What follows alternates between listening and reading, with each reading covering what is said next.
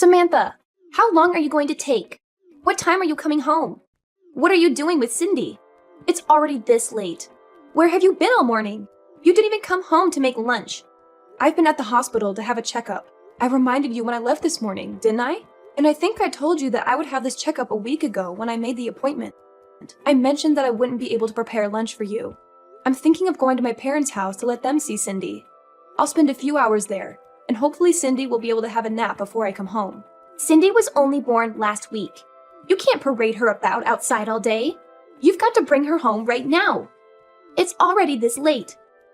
I can't believe you could be so irresponsible. Don't you care about Cindy at all?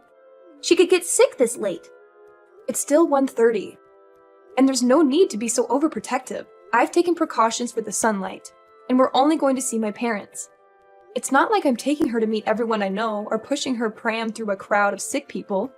I'm following the doctor's advice and making sure she has undisturbed rest and gets her milk.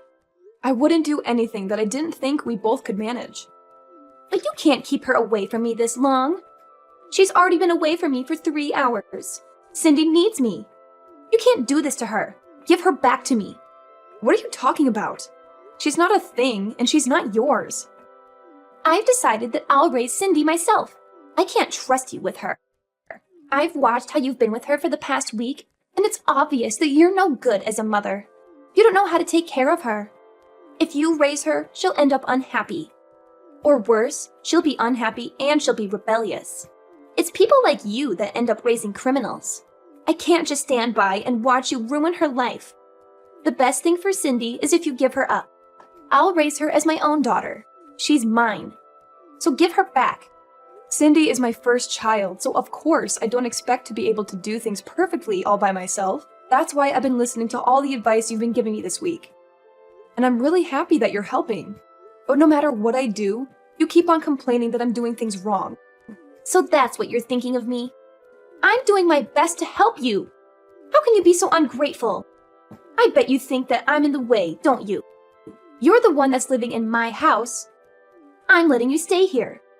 I'm providing the roof over your head, and I don't even ask for rent. I've done so much for you. And this is how you repay me? This is why I never approved of Alex marrying a woman like you. You're the one that asked that we moved in with you. Alex and I were living together in our own house after we got married, and we planned to stay there. But you wanted us all to live together. You were the one that said you always wanted to live with your grandchild. You pretty much forced us to move in with you once you found out that I was pregnant. And I had to go through all the trouble of moving houses when I was already really big. Why do you have to put it like that? I never forced anything. Just ask Alex. He was delighted to move back in with us. I've done so much for you. It wouldn't hurt for you to show a little more appreciation, too. Can't you at least say thank you? I think I deserve a lot more. But I shouldn't expect anything from you. Appreciation? I had a lot more of that when I first met you. But ever since I married your son, and you started to show your true colors, it's become a lot more difficult. Especially after we moved in together. And you wouldn't stop making hurtful comments about the way I did chores and the way I prepared dinner. The stress and fatigue just piled up, and I couldn't please you no matter what I did. I didn't know you could get any ruder. When have I ever made hurtful comments about anything you've ever done? If I've made comments, it's just because I'm giving you advice as your senior in life. If you think I've been hurtful, it's because you're trying to make me out as the bad person in this story. I'm an adult too. I understand the difference between advice and sarcastic, backhanded comments. And it's not just those comments. You don't like the food I make, even though I've done my best to follow your recipes. And if you really don't like my cooking, then you can always make your own. But you insist on having me prepare your serving too. And sometimes you throw it all away right in front of me. It's not just insulting, it's wasteful. Did you really think that I could just brush that off as advice? I don't understand how you could do something so mean just for the sake of showing me you don't like my cooking. I threw it away because it didn't taste good. What's the problem? Did you really think that it was good enough to serve to Alex and my husband? Nobody would want to eat something disgusting like that. So I saved them the trouble. I just did what they would have wanted to do anyway. If anything, you should be thanking me for not letting them eat something as horrible as that slop you call food. That's what I'm talking about. In the past few months we've spent living together, you've never eaten my food without making a face, a comment, or throwing it all away. On top of that, you were making me do all the housework right up until the birth. I couldn't have a moment's rest while you were around, even though my back hurt and my feet hurt, and I was so tired. Even when my contractions started and I was begging for you to call an ambulance because Alex was out, you wouldn't call and told me that I was overreacting. I couldn't even get to the phone myself. I thought I was going to give birth right where I was. It wasn't until Robert passed by my room and noticed that my water had broken that I was finally able to go to the hospital. I'm grateful for my father-in-law's care and consideration.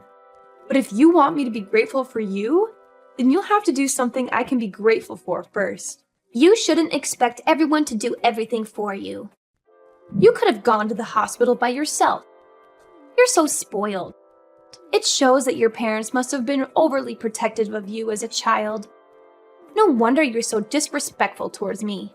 Did you really think that I could drive all the way to the hospital safely when I was getting contractions every 5 minutes? Even after I gave birth? You didn't say anything to me. You didn't ask me how I was doing. Not even a word about how well I had done. Even though I was in labor for 15 hours. I was too busy thinking about Cindy. What did you expect? My first and only priority was the baby. So what if you gave birth? It's nothing special. I gave birth too, and you don't see me begging everyone for praise and compliments. I didn't expect you to compliment me, but I think anybody would be happy to hear something from their family. And anything would have done. And I'd like to remind you that I was only discharged from the hospital a week ago. I've been waking up over and over in the middle of the night to feed Cindy. I haven't had any sleep at all this past week. I'm still trying to get used to a lot of new things. A lot of new emotions and a new sleep routine. And I'm literally all over the place. But you're still making me do all the housework. I thought you said that it would be better for us all to live together because you'd be able to help out with the baby. But you haven't been doing anything. Even though Alex and his dad say that I don't have to do anything, to rest when I can, and not to push myself too hard, I have to do everything while they're at work because you won't do anything. Oh, you really are spoiled. You were the one that married my son, not the other way around. What's the point in having you here if you're not going to do the chores? You can't seriously think that you can spend your days just laying around doing nothing. You're being childish if you think that's how things work, just because you've moved in with us. I'm here to be with Cindy, not with you. And you shouldn't expect everyone to be nice and kind to you just because you've given birth. So what? That doesn't change anything. You're sorely mistaken if you think you get to slack off just because you've had a baby. The one thing we all care about is Cindy. I couldn't care less about you. And nobody else does either. We only need Cindy. I can't believe you're not going to even bother to hold back your punches. I take it you mean that there's no use for me at your house if I'm not going to do all of your housework for you? That's right. I'm glad you finally understand. We only need Cindy to make us happy. I don't need a rude, disrespectful, annoying daughter-in-law like you around the house.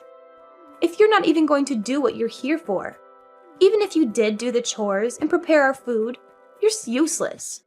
I end up having to redo everything you do anyway. You are just wasting my time, and having you here is a waste of space, too. So we don't need you here. So you think I'm rude and useless? All right. What? Am I wrong? I don't think I said anything you couldn't understand. I made it quite clear. We don't need you in this house. To be honest, I'd prefer if you'd leave as soon as possible and never come back.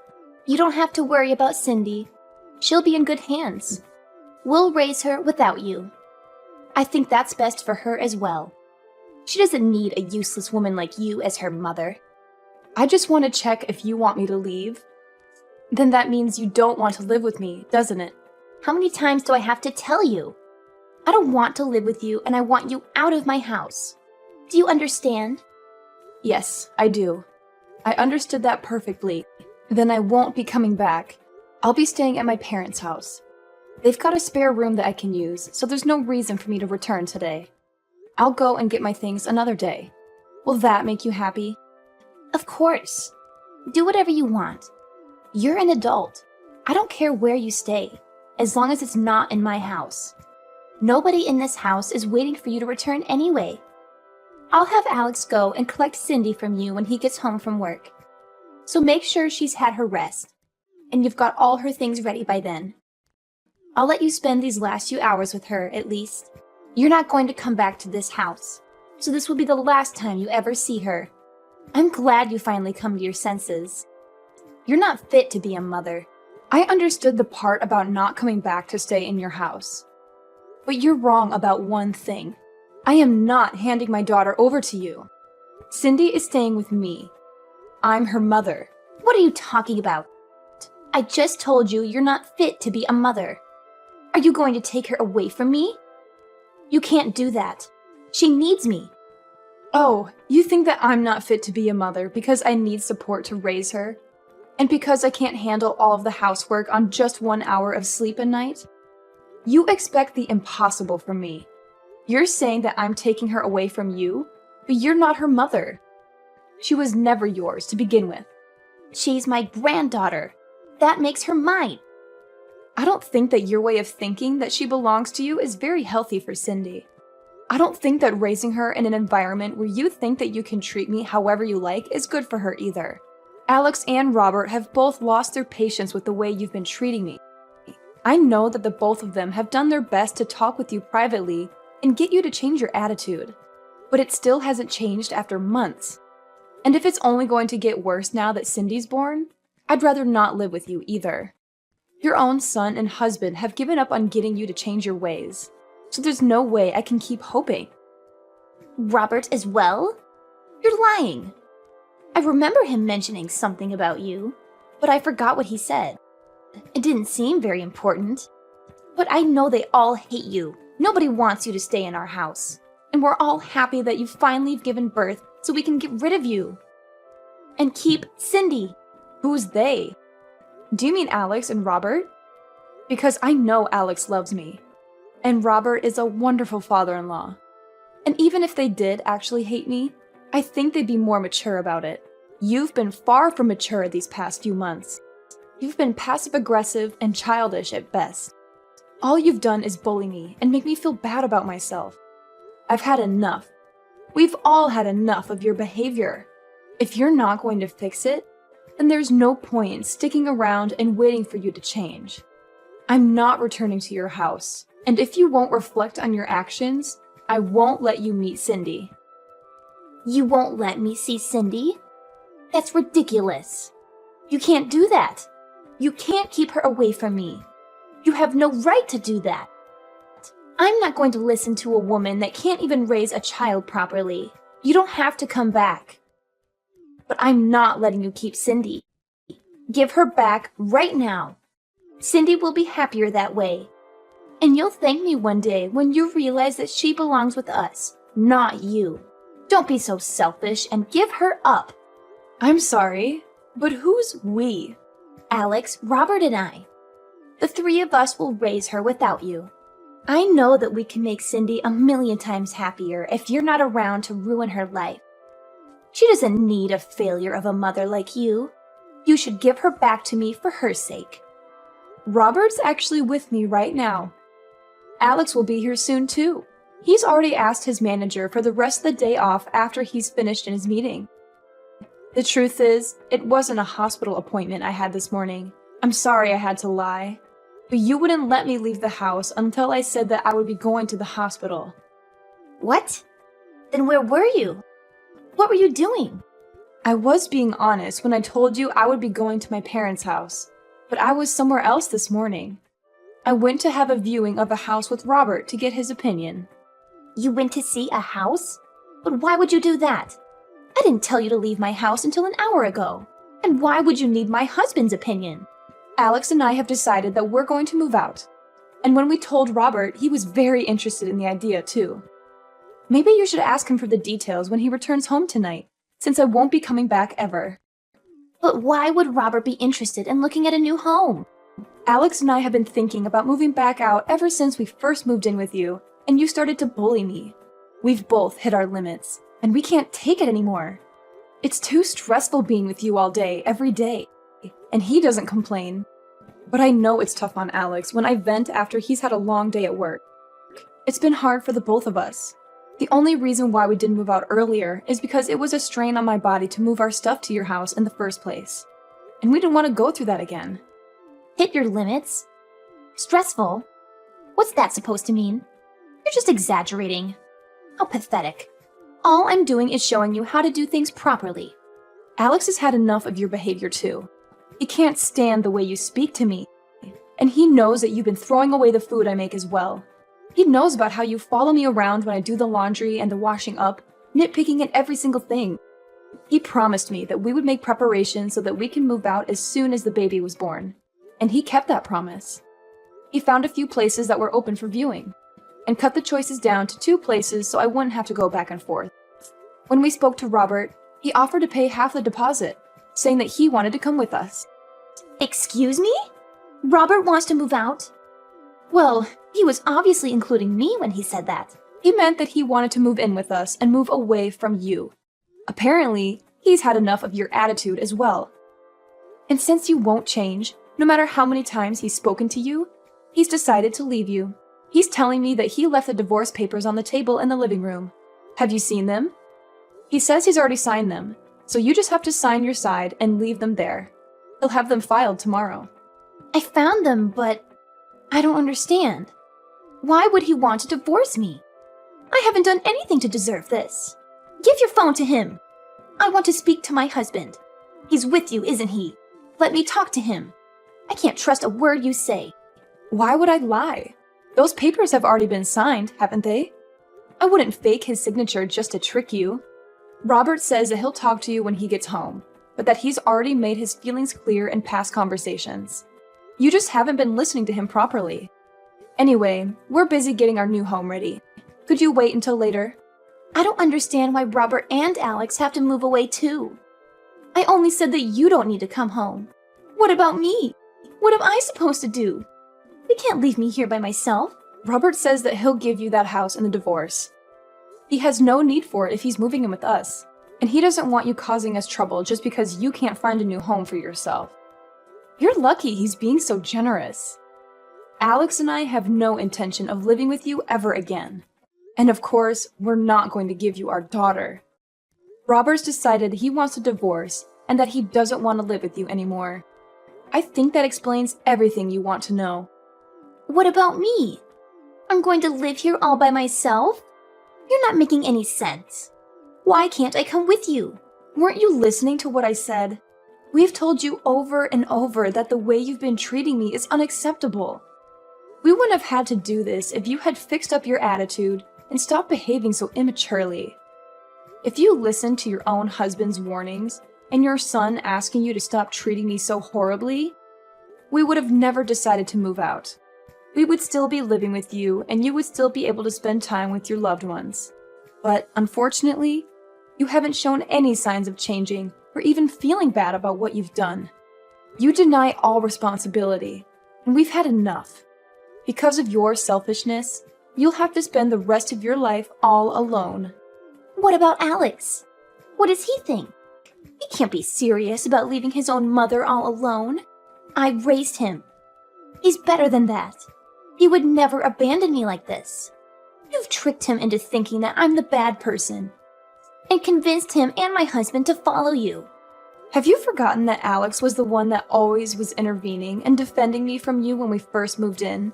He was doing his best to keep himself between you and I when he could, and making sure that I wasn't stuck with you alone when he was at home. But then he had to start a new project at work and was coming home tired more often, and didn't even have the strength to argue back to the things you were saying to me. The stress of work and your treatment of me was accumulating for him too. That's when he promised that he would find us a new place to live. We realized that the best way to deal with the situation was just put up space between us and you, for the sake of our physical and our mental health. You're lying. Alex would never want to leave me. And Robert can't be serious about getting a divorce at this age. I'll never be able to get remarried. I'll be alone. Can't he rethink the divorce? I'll do anything. He's not honestly thinking we should get divorced, is he? You'll have to talk to Robert directly about that. Though he says that there's nothing more to say. And we've already chosen a new home that has enough room for the three of us and Cindy. Robert is welcome to live with us. But there's no room here for you. Moreover, Robert's actually put a lot of money into this house for us. He's been very considerate since Alex and I had to pay a lot for the hospital bills last week. We don't plan on telling you where our new address is either. But I'll never be able to see Cindy ever again. Are you honestly going to separate us? I'm not going to let you see her. You'll have to show that you can change first. I don't know if you can, but if you want to see her, you'll have to. I don't plan on meeting you until then either. I'm sure you don't care whether you see me again or not, but I just wanted to make it clear that this is what happens when you treat someone as though they're inferior to you. You end up alone. What did I do to deserve this? Why is everyone leaving me behind? They're telling me that I have to spend the rest of my life, my elderly years, all alone. That's too much. You don't have to go this far. I thought I would be able to spend the last 20 years of my life taking care of my grandchild. I wanted to have peace and quiet and not worry about any of the chores or worry about money. This isn't what I wanted. I was dreaming of my life as a grandmother. But now I'll have to get a job. I have to do everything myself. I won't be able to see my family. That's not fair. Really? I guess you hoped that I would be the person to take care of all the chores and plan to live off your husband's saving and pension, all without lifting a finger yourself. But you ended up breaking that dream with your own hands. You should have been more respectful towards the people around you if you wanted them to love and take care of you. I'm tired of you complaining about every little thing I do, but now you'll have to do everything yourself, and you won't be able to see your family ever again. That's the price you've paid. You'll have to accept it. Fine, I understand. I made a mistake. I shouldn't have been so nagging. I'll do my best to get on with you from now on. I'll change the way I've been acting towards you. So please don't move out. It's too late for that. We've already paid the deposit and signed the documents for the house. We won't change our minds about living away from you, and we'll be moving all of our things into the new place over the next few days. We're all going to live here in peace without you. Robert will be returning to your house this evening to pack up our essentials, so you should have a good long talk with him then. He'll be staying there until all of our things have been moved. But he's quite adamant about having the divorce, so I suggest you forget about talking him out of it, and talk about how you can make an effort to change your behavior. That way, you might have a chance to meet Cindy in the future. Samantha, I'm sorry. Let's all live together. I don't want to be alone. I think we might have gotten off to a bad start, but I'll change. I'll do whatever it takes. I'm sure you'll come to understand why I was so harsh towards you. It was for your sake. But I won't do that anymore. Just let me see Cindy. I find it hard to believe that you'll change when you're still making excuses. You can't even apologize properly. It's too late after all. You can't change. Besides, you were saying yourself that you don't want to live with me, remember? I confirmed over and over. And you said that you wanted me to leave. Well, I don't want to live with you either. I hope you'll enjoy your final years without a rude, useless woman like me in the way. After her conversation with Samantha ended, Chloe had no choice but to wait for her husband to come home. The first thing Robert did when he returned to the house was to tell her that he wanted a divorce, and that he wasn't going to change his mind. He checked that she had signed the papers and took them to his lawyer to have them filed. He didn't speak a word to Chloe after that, and spent his time packing away all of his things. Anything that had to be dealt with regarding the divorce was done through his lawyer, and he was able to move houses without much fuss. Chloe got the house in the divorce, but it was brought to her lawyer's attention that she had spent Robert's savings on several occasions without his permission. And as a result, the amount she received in alimony payments decreased significantly. It wasn't enough for her to keep up the payments for the household bills, so she had to find a job in order to earn some money to pay for other essentials. She was so desperate to meet Cindy that she went to Samantha's parents' house and demanded that they tell her Samantha's new address. It didn't occur to her that she should have just shown Samantha that she was making an effort to change. In the end, Samantha's parents called the police because of how aggressive Chloe was being, and Chloe was taken away in a police car to be questioned.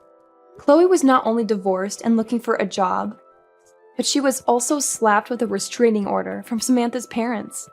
On the other hand, Samantha and Alex were living happily ever after with their small family and were looking forward to having their next child. Robert was delighted. He was freed of his selfish wife and was taking great pleasure in taking care of his granddaughter.